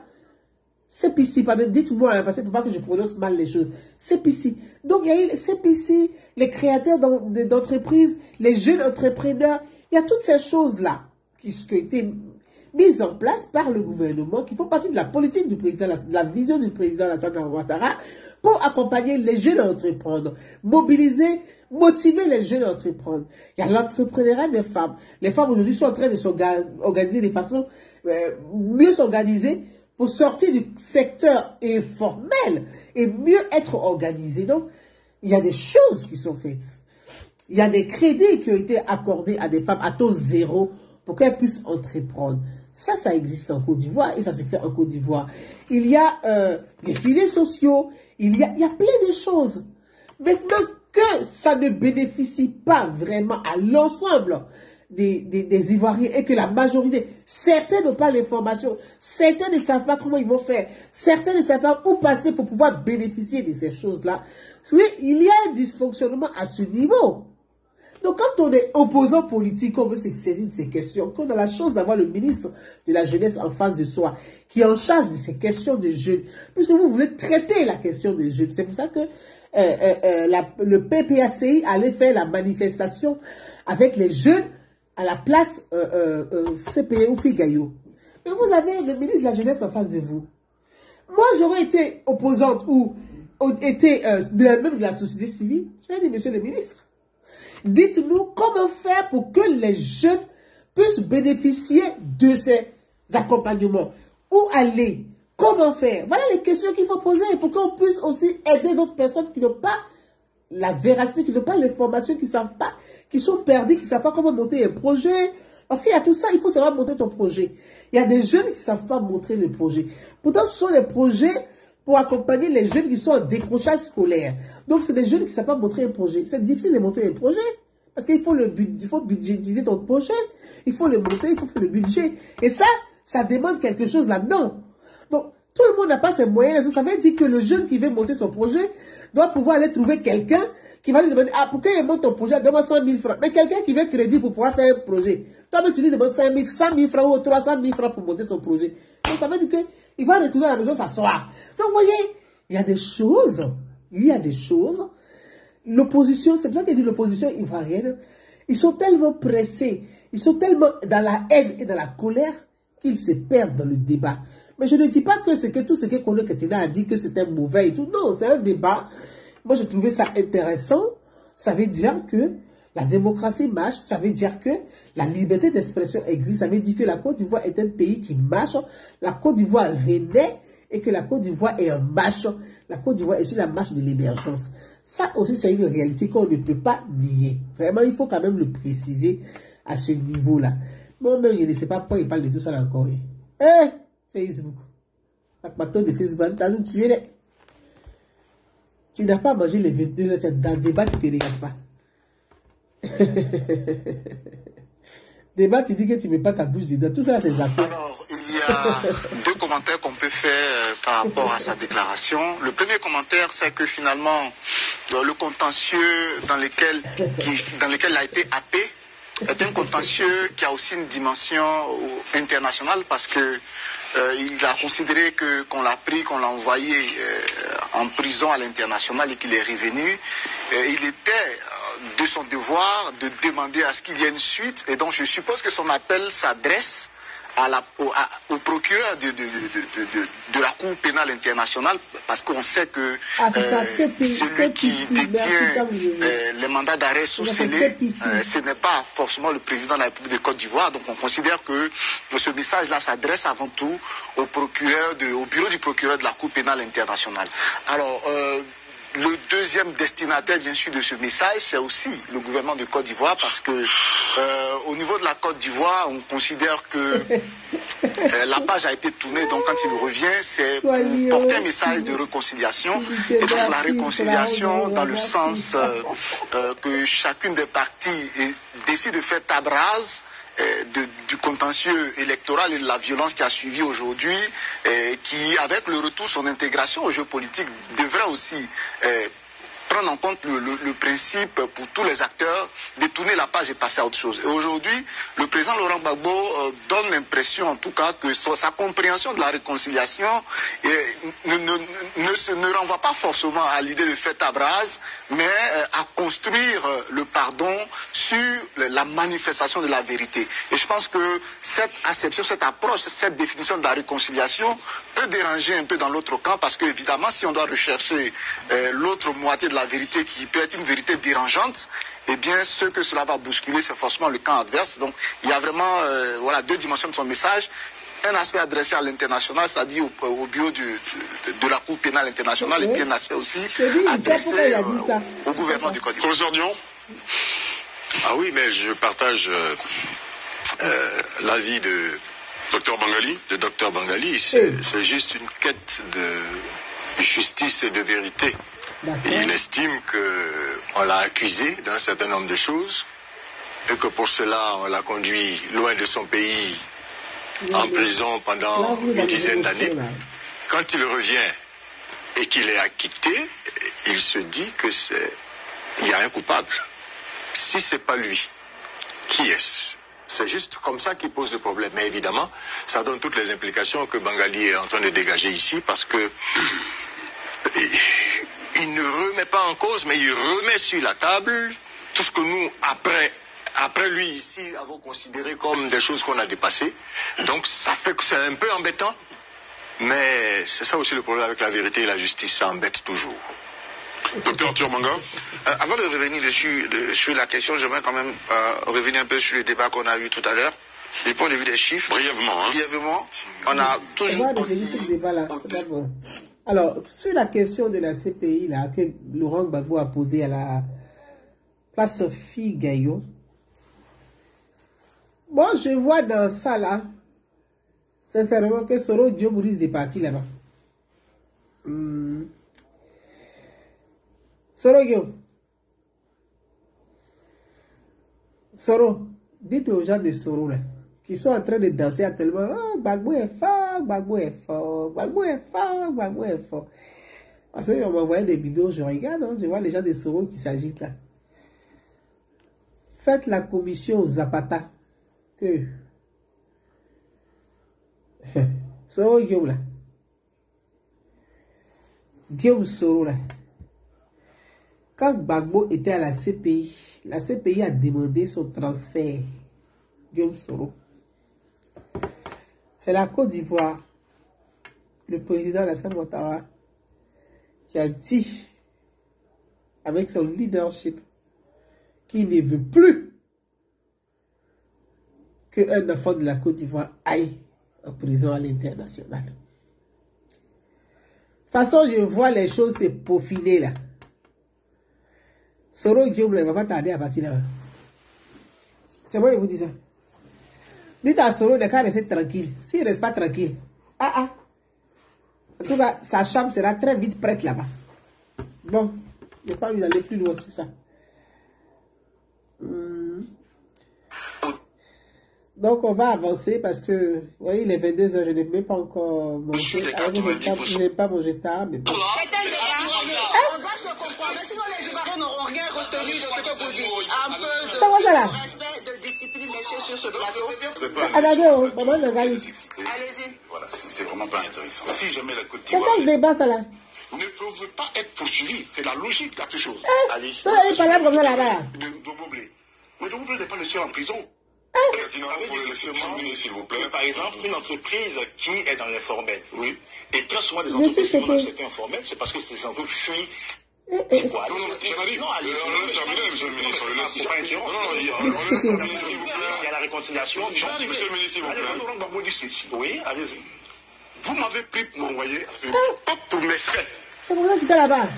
Mais pour ma responsabilité pour fait d'autrui, parce que j'étais le chef suprême des armées. Et donc, c'est parce que j'étais donneur d'ordre. Si donc, en tant que moi, le donneur d'ordre, c'est une situation générique qui pose. Si moi donc, en tant que le donneur d'ordre, au bout du compte, on me dit que je n'ai pas donné d'ordre illégal, ça voudra dire que quoi? Ceux qui ont exécuté ces ordres-là ne peuvent pas être poursuivis. C'est la logique de la chose. Allez, vous avez soulevé le problème de Boblé. Mais Boblé n'est pas le seul en prison. Vous avez dit, lui, on dit qu'il a été jugé parce qu'il a tué telle personne, telle autre personne, telle autre personne. Moi, quand la justice dit, bon, on prend comme les choses, on les prend comme telles. Donc, pour Boblé, le président a toujours dit que dans ce processus-là où nous en sommes là, où chacun a tué, chacun a eu beaucoup de choses, chacun a commis des meurtres, et énormément, et parfois de votre côté plus graves que les nôtres, il est temps que nous puissions nous arrêter, et puis nous regardons, surtout qu'aujourd'hui, nous avons quand même une donnée scientifique objective, c'est que le donneur d'ordre qui a été disculpé, donc nous souhaitons qu'on mette fin à cela. Donc voilà, le problème, d'accord, deux mots rapidement. Bon, moi, vous voyez, c'est là où ça me gêne cette histoire, en fait. Kone Kadina dit, qu'il reconnaît, il dit que dans une crise où chacun a tué, et depuis ces années-là, on parle toujours des partis politiques, dialogue politique. On parle toujours des individus politiques, mais les victimes là, bon, ceux qui ont été tués là, leurs parents là, ils sont où dans votre dialogue politique? Ils sont où dans votre préoccupation? Ou bien eux là, on a versé l'eau, on a autour de la page, on les oublie, on ne parle pas d'eux. C'est que ils ne sont pas présents, même dans la mémoire, même ils ne sont pas mémoire collective, là, ils ne sont pas présents en fait. En fait, c'est là où je me dis, mais la politique en Afrique, mon Dieu, l'Afrique là, c'est pas pour demain. C'est vous dites, chacun a tué. Ok. D'accord, ok. On a compris. Mais il y a eu des morts. Il y a des victimes. Il y a des familles de ces victimes. Et chaque fois que vous... C'est-à-dire que les mêmes protagonistes là, quand vous venez discuter, chacun arrive, il parle de lui, son parti politique. Il parle de son intérêt politique. Il parle de son affaire politique. Il parle de son business politique. Il parle de son business politique. Qu'est-ce que ça va me rapporter dans la discussion? Ça va m'apporter quoi dans la discussion? Ah, qu'est-ce qu'on va me donner combien? On va me donner combien? On va me placer où? On va me nommer où? Hey. Donc, ceux qui sont morts là, leurs parents là, vous ne vous asseyez. Vous n'avez pas... Moi, très sincèrement, je n'ai pas envie de porter des critiques, mais vous faites. Mais je suis gêné. L'Afrique. Bon, je n'ai pas envie de parler de ça. Donc, autant ne rien dire, c'est mieux. Franchement, c'est... Rapidement. C'est aberrant, quoi. Au PPAC, à Laurent Gbagbo, à ses collaborateurs, au PPAC, c'est une question de cohérence et de crédibilité. Ah oui? En même temps qu'il est en train de nous dire qu'il faut une justice qui donc fasse la lumière sur tout ce qui s'est passé et qu'on détermine qui sont les coupables. En même temps, il nous dit que Laurent Gbagbo demande qu'à un moment donné, on s'arrête. Parce que tout le monde... Non, mais c'est ce que vous venez de dire. J'ai dit votre discours. Non, attendez. On le laisse aller au bout de son raisonnement. Je vais terminer. Faut pas couper les choses. J'ai dit votre discours. Alors, vous aurez le temps de rectifier. Si vous estimez que ce n'est pas correct, ce n'est pas cohérent. Donc, je dis, il y a une question de cohérence et de crédibilité. Ah, mais la crédibilité, c'est vous qui l'avez. Non, mais oui, on en parlera. S'il vous plaît, attendez votre tour de parole, Jésus-Paul Katina. Je me réjouis rapidement que le PPAC, qui a prôné l'impunité totale dans ce pays, et qu'il a réaffirmé au cours du dialogue politique, vient aujourd'hui dire que la justice est importante dans le processus de ressort national. Oui. On en prend acte. Oui, d'accord, mais je réponds tout de suite, rapidement. Oui, en une minute. Une minute. Voyez-vous le problème? La crédibilité, vous qui ne l'avez pas, et je vais vous expliquer pourquoi. Pourquoi nous en sommes arrivés au dialogue, y compris le PDC avait posé ce problème, pourquoi? C'est votre incapacité. Je vais réagir. Oui, bien sûr, bien sûr. Votre incapacité de la justice de donner, parce que jusqu'à aujourd'hui, les Ivoiriens se posent la même question. Comment se fait-il que dans une crise aussi ouverte, où il y a eu des gens qui se sont tirés là-dessus, il n'y a qu'un seul camp qui est poursuivi. Et ça, tous les acteurs politiques au dialogue ont soulevé ce problème. Alors, je vais vous dire que c'est faux. Mais c'est vrai, en fait. Mais c'est faux. Je veux dire, nous l'avons dit, le PDCI l'a relevé, tous les partis politiques, sauf les RHDP, évidemment, eux n'ont pas intérêt qu'à cela soit dit.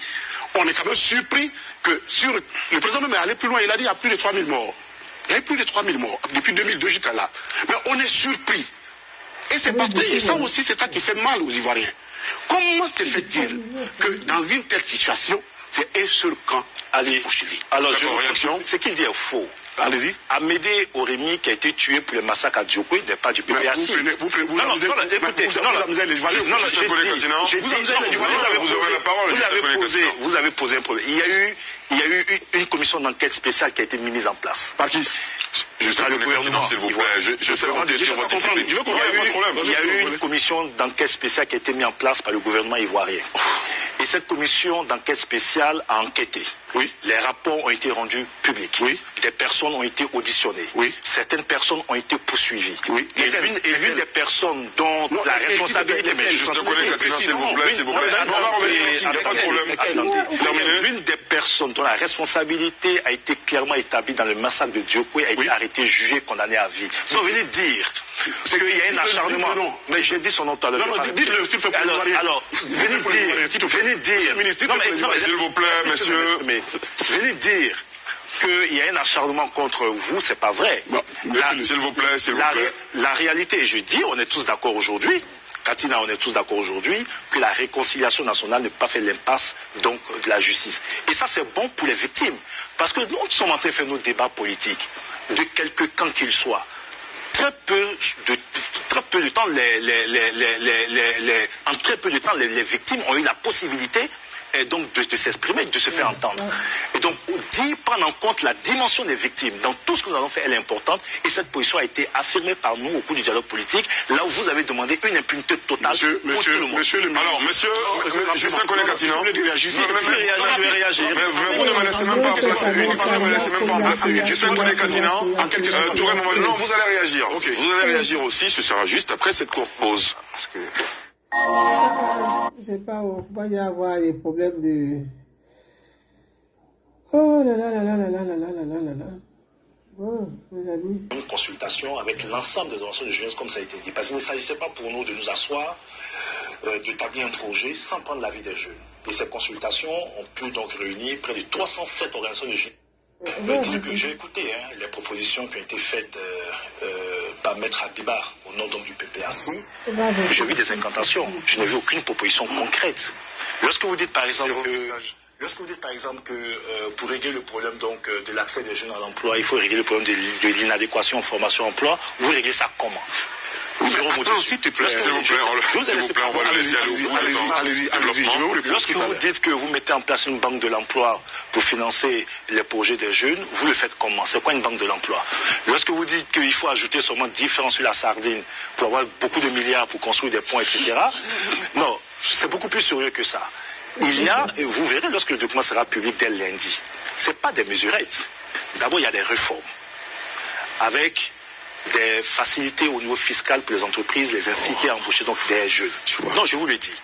Il y a les réformes de notre système d'enseignement technique, la gouvernance de nos établissements et des curricula donc de formation. Il y a la construction d'établissements techniques en adéquation avec la réalité économique donc de chaque région. Vous verrez aujourd'hui que nous avons une carte scolaire au niveau de l'enseignement technique. Les 18 établissements de formation technique qui seront construits le seront dans des régions en fonction des besoins, donc en termes de l'économie de ces régions. Vous avez donc le GUD, le guichet unique de développement donc de l'entreprise, qui permettra, parce que lorsqu'on parle d'entrepreneurs, c'est pas de l'argent. Ces jeunes qui veulent être des entrepreneurs ont besoin d'être formés. Tout le monde vous dira que ça passe d'abord par la formation. Le guichet unique règle en partie ce problème, puisqu'il y aura une entité au sein de ce guichet unique en charge de l'encadrement et de la formation, donc des PME. Ensuite, effectivement, il y a la difficulté d'accès donc au financement, puisque les banques, surtout les banques commerciales, financent très peu. Le gouvernement décide donc de développer un système donc de fonds de garantie qui sera mis en place au sein donc de ce guichet donc unique. Fonds de garantie qui permettra donc à des jeunes d'accéder plus facilement. Et même si les jeunes ont des financements, il faut qu'ils accèdent à la commande publique, il faut qu'ils accèdent au marché. aujourd'hui, le code de marché public en Côte d'Ivoire sous-traite 30% donc des marchés donc à des PME. Même si nous sommes aujourd'hui à un peu plus de 50% donc des marchés qui sont sous-traités pour les PME. L'idée dans ces réformes qui sont annoncées, c'est de faire en sorte que beaucoup de jeunes entrepreneurs puissent accéder donc au marché public. Donc formation, appui donc à l'entrepreneuriat, appui aux start-up. Vous savez qu'aujourd'hui, nous avons une floraison de start-up dans le domaine digital, etc. Et ce sont des jeunes aujourd'hui qui innovent, qui apportent des solutions concrètes. Donc, ce n'est pas des mesurettes. En tout cas, ces mesures-là, par rapport à ce qui a été proposé le samedi, donc à cette jeunesse du PPAC. Et je voudrais rappeler, vous savez, ce soir, je ne suis pas venu ici pour faire de la polémique, mais nous héritons de votre héritage. Quand vous avez passé 10 ans à instrumenter des jeunes dans les agoras, parlements, etc., parce que Laurent Gbagbo qui dit aujourd'hui qu'il va instituer donc des rencontres avec les jeunes, il aurait dû le faire quand il a passé 10 ans aux affaires. Quelle a été votre politique de l'emploi en 10 ans lorsque vous étiez là? C'est ce stock-là que nous devons gérer. Donc 10 ans, je vous ai parlé de près de 4 millions de jeunes que vous avez laissés donc, à la rue. Vous savez que les seuls événements de novembre 2004, M. Katina, avec les casses des entreprises ici à Abidjan, on fait perdre, selon Jean Lubion, près de 120 000 emplois à notre économie. Donc, pour dire, et je reviens sur ce que je dis, vous avez un problème de crédibilité, de cohérence, en tout cas, sur les critiques, sur l'efficacité des politiques publiques en faveur des jeunes, le PPAC, le FPI, version PPAC, est très mal placé aujourd'hui, parce que malheureusement, et j'espère que vous allez nous aider à faire renaître toute cette jeunesse-là, que vous avez instrumentalisée hier, que vous avez militarisée hier, pour qui aujourd'hui nous sommes en train de nous battre, pour leur donner des perspectives. Sur l'immigration, je m'en voudrais de ne pas en parler. En 2000, lorsque vous avez vos affaires, selon les organismes internationaux, notamment l'OIM et l'OCDE, c'est 3000, puisque Laurent Gbagbo dit que quand il était aux affaires, personne ne partait à l'extérieur. C'est faux. 3000 Ivoiriens en 2000. En 2009, 9000. Vous avez triplé le nombre de départs à l'étranger. Donc c'est faux que Laurent Gbagbo s'assoit devant les gens pour dire que sous lui, aucun Ivoirien ne va à l'extérieur. Monsieur, allez-y, chose. Je crois que après juste un collègue embrouillé totalement. Vous êtes vraiment embrouillé, monsieur le ministre. Vous ne maîtrisez même pas du tout votre propre secteur. Parce que vous parlez, je vais vous expliquer quelque chose. Sur le plan de la fiscalité, mais vous n'avez rien innové. Depuis Oufo-Boigny, il y a toujours un plan de mécanisme d'aide aux enfants au niveau fiscal. Donc vous n'avez rien innové. Deuxièmement... En quoi est-ce que je me suis embrouillé? Non. Vous n'avez rien... En quoi est-ce que je me suis embrouillé? D'accord, on le laisse. Alors, je reviens tout à l'heure sur chose. Mais c'est où le deuxième élément sur les choses, sur ces questions, les jeunesses instrumentalisées, c'est vous, hein. C'est la rébellion, votre rébellion, là. Telle que vous avez au pouvoir, là. C'est elle qui a gâté le pays. C'est elle. Votre course au pouvoir, en utilisant la jeunesse pour faire la rébellion, là. C'est vous qui avez formé ça. Entre les jeunes qui font l'agora et ceux qui prennent des armes pour tuer, je préfère ceux qui font l'agora. C'était une précision pour que vous puissiez comprendre également votre à ce niveau-là. Troisièmement, sur la question de l'immigration, ce n'est pas nous qui le disons. On vous dit, encore qu'on peut comprendre qu'en 2009, il y avait une situation de crise, encore chose. Mais nous sommes en 2020, 2021. Et c'est le ministère de l'Intérieur de la France, le ministère de l'Intérieur de la France, qui dit qu'elles-mêmes ne comprennent pas du tout que la Côte d'Ivoire soit le deuxième demandeur d'asile en France. Mais je peux vous expliquer. Non, s'il te plaît, j'en arrive. Vous allez expliquer après. Oui, d'accord. Et derrière quel pays? Et je vous donne les 5 pays les plus importants, les fourvoyeurs. L'Afghanistan, vous comprenez que l'Afghanistan, on peut comprendre. Troisième pays, le Bangladesh. Vous pouvez comprendre les Bangladesh, pourquoi ils vont en exil. L'autre pays, la Côte d'Ivoire est deuxième. Et ainsi de suite. Donc, parmi les premiers pourvoyeurs, il y a des situations, des circonstances qui sont liées, qui font que les gens s'en vont. Allez, mais en Côte d'Ivoire, il faut que j'explique quand même. En Côte d'Ivoire, oui, bien sûr, nous avons du mal à comprendre qu'on se lève chaque matin, on s'auto-célèbre nos performances, j'ai fait ceci, et puis subitement, on trouve nos populations en une partie. Je finis maintenant sur la question bancaire. Rapidement sur la question bancaire. Je crois que, monsieur le ministre, je voudrais poser une question. Je crois que vous ne m'avez pas bien compris. Je dis c'est vous qui êtes un peu embrouillé. Vous ne m'avez pas bien compris. Oui, allez-y. En toute honnêteté, en tant que ministre de la Jeunesse, est-ce que vous êtes content du système bancaire actuel en rapport avec le financement des jeunes? D'accord, je vais vous répondre. Une question. Déjà, alors, monsieur, je vous donne la parole, mais permettez-moi de faire une précision. Nous sommes arrivés au terme imparti pour cette émission. Je vais vous accorder quelques minutes encore. Nous allons être obligés d'y mettre un terme, en espérant vous avoir, Arthur Manga, soyez gentil s'il vous plaît, de votre résilience, vous et les autres invités, en espérant avoir le ministre Mamadou, Justin Collet-Latinant, pour d'autres débats. Pour d'autres débats comme ceux-là, en vue d'éclairer la lanterne des Ivoiriens qui n'attendent que ça finalement. Monsieur le ministre, allez-y. D'abord, premièrement, je n'ai jamais dit que des jeunes ne vont pas. Je dis que lorsque Laurent Gbagbo dit que sous ses 10 ans de gouvernance, aucun jeune n'allait hors du pays, c'est faux. Lorsqu'il arrivait à la tête de ce pays, en 2000, il y avait 3000 jeunes Ivoiriens qui étaient déclarés comme candidats donc à l'aventure. En 2009, c'est vous qui fait partie des gens de votre guerre. Attendez, dû dire ça. Il dit que personne n'est parti. On me dit tout bouge. Bon, écoutez les amis. Je vais pas aller plus loin parce que c'est presque 2 heures de débat. Je pense que moi, je suis claqué. Voilà. C'est presque 2 heures de débat. Je pense que c'était une émission, une très belle émission. Un débat riche, animé, vif. Mais ça fait partie du jeu démocratique. Concernant, je vais revenir brièvement. Moi-même, qu'est-ce que quand tu es en live aussi, concernant le 2h18, oui, c'est vrai. C'est long, hein? My God, 2h18 de mémoire, c'est quand même ouf. Et donc, concernant l'immigration des jeunes et tout ça, c'est vrai qu'au niveau de l'Union européenne, de la France, les questions se sont posées effectivement de comprendre. C'était pour comprendre quand même pourquoi tous ceux qui venaient de l'Afrique subsaharienne, se déclaraient tous d'être des Ivoiriens.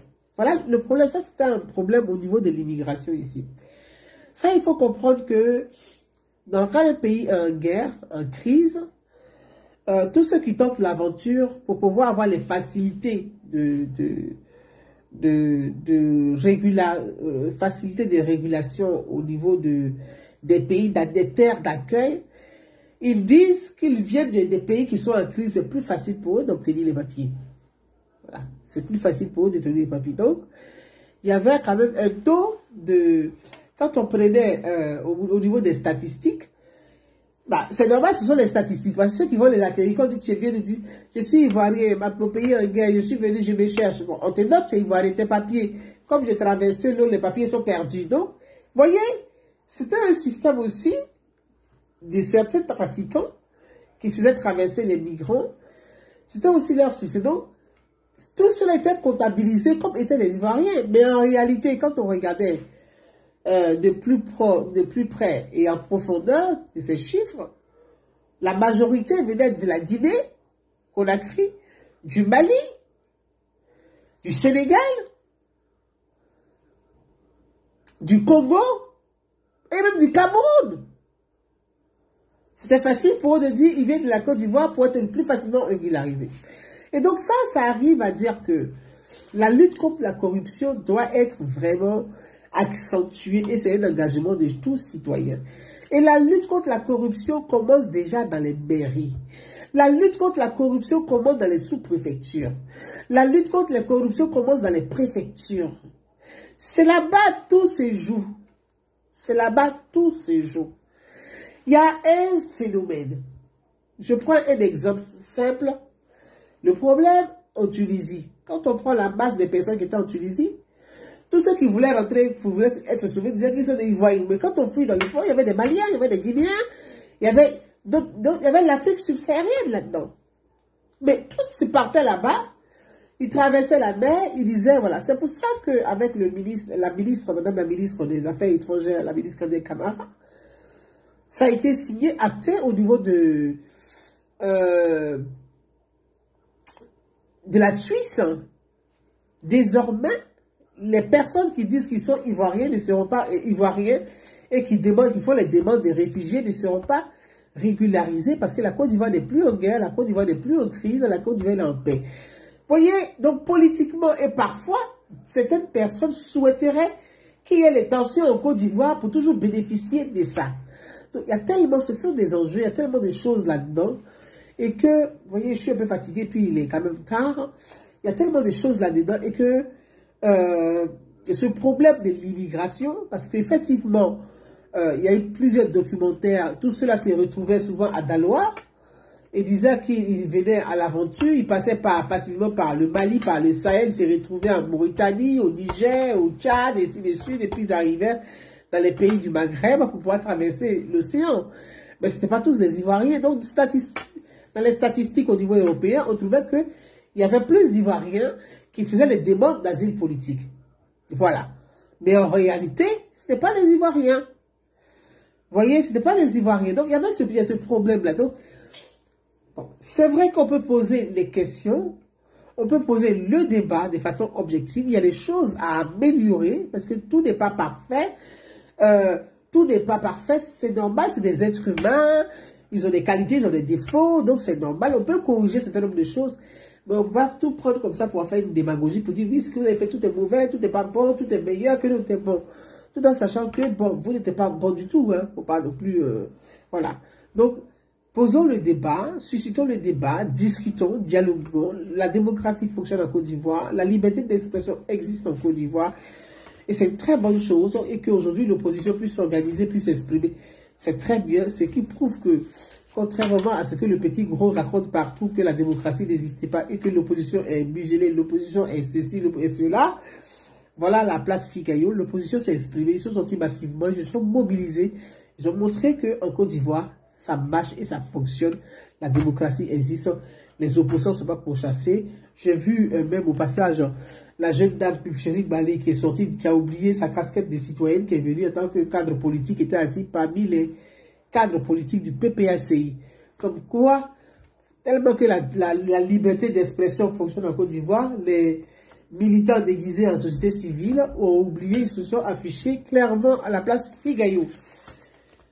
Voilà, mes frères et sœurs, on est à la fin de notre entretien, 22h36 à Paris. Je n'ai pas encore mangé, je vais aller manger quelque chose de léger. Je peux peut-être prendre un bol de lait parce que là il est tard. Et puis je vous dis à demain. Si j'ai un bout de temps, on parlera, on discutera, on va traiter l'actualité. Je vous embrasse très très fort. Très belle nuit et à demain. Bye bye, ciao.